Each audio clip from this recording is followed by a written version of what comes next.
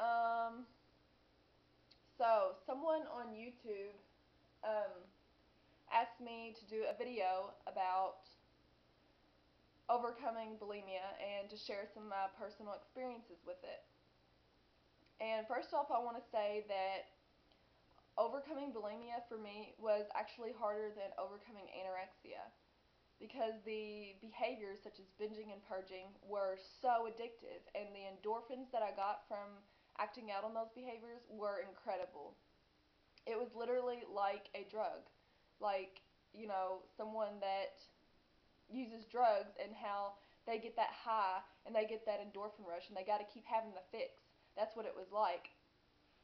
And um, one of the things that really, really, truly helped me to face the bulimia and that it was so refreshing was to sit down and write out all my feelings, my emotions, just write them all down. And whatever came up while I was writing those was really therapeutic for me because I was using my voice and I was using my voice on paper, writing everything down, remembering everything that family members in the past have said to me.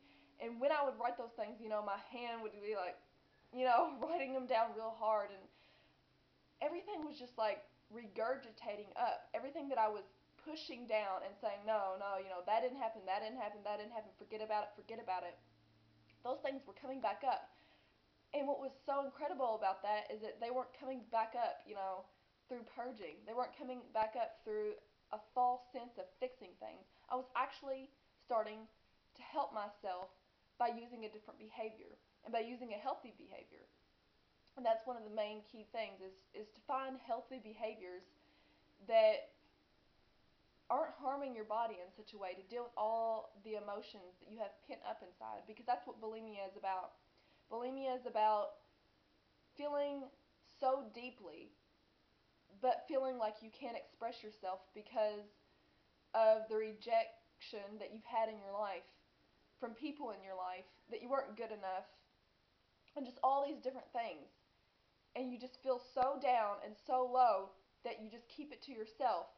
And the only thing that you feel that can fix what you're feeling is by taking those feelings back in, punishing yourself with the food, and then feeling an immense sense of guilt with everything, with all those emotions, just feeling that they're weighing down on you, and feeling that you have to release them.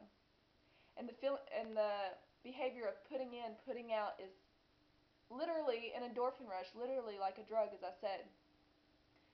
But again, one of the first things I would do is to say no to those behaviors and say yes to using your voice, because that is one of the biggest things when overcoming an eating disorder is finding out that you have a voice. And whether you want to do that in making a video, not posting it, you don't have to post it, but make a video about everything, all the anger and emotion that you felt, and just getting it out there, screaming it out there.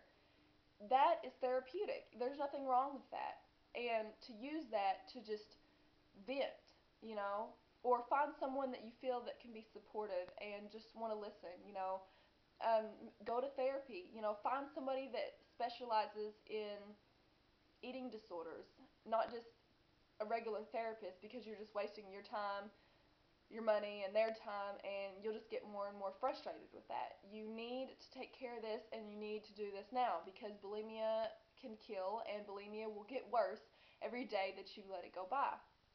And I know it's scary, but you can overcome this, because I've overcome this, and it's hard. It is hard, but it's also easy at the same time when you're in my position to look back and think, wow, that wasn't me. I can look back and I can't believe that that was me, and I can't believe that I was so stuck and so deep rooted, because I thought that I would never get over this. I would never be in this position now. I always said that to myself. And even though I wanted it so bad, even though I wanted recovery so, so bad, I just couldn't picture me being right here. I couldn't picture me being the one to give advice and how I overcame it. It just didn't seem real. It felt like this was something that I was going to deal with for the rest of my life. And yes, I still have those thoughts and stuff, and I still have to work through some of the things, and I'm not totally recovered. but I'm still in recovery, and I haven't acted out on any of the behaviors, and it really, really does feel good. It feels good to find a healthy way to cope with your feelings and emotions. And sometimes I still do the paper thing. Sometimes I still have to write down, like in a journal or something, just like write words all over the page and just go back over those words and find out what they really mean to me and find out why I feel that way. Because without researching the problem, you're never going to find a solution. You have to go back and take a look into your past. And even though it might be, sorry, even though it might be hard to do that and stressful to do that, you have to do that if you want to find out.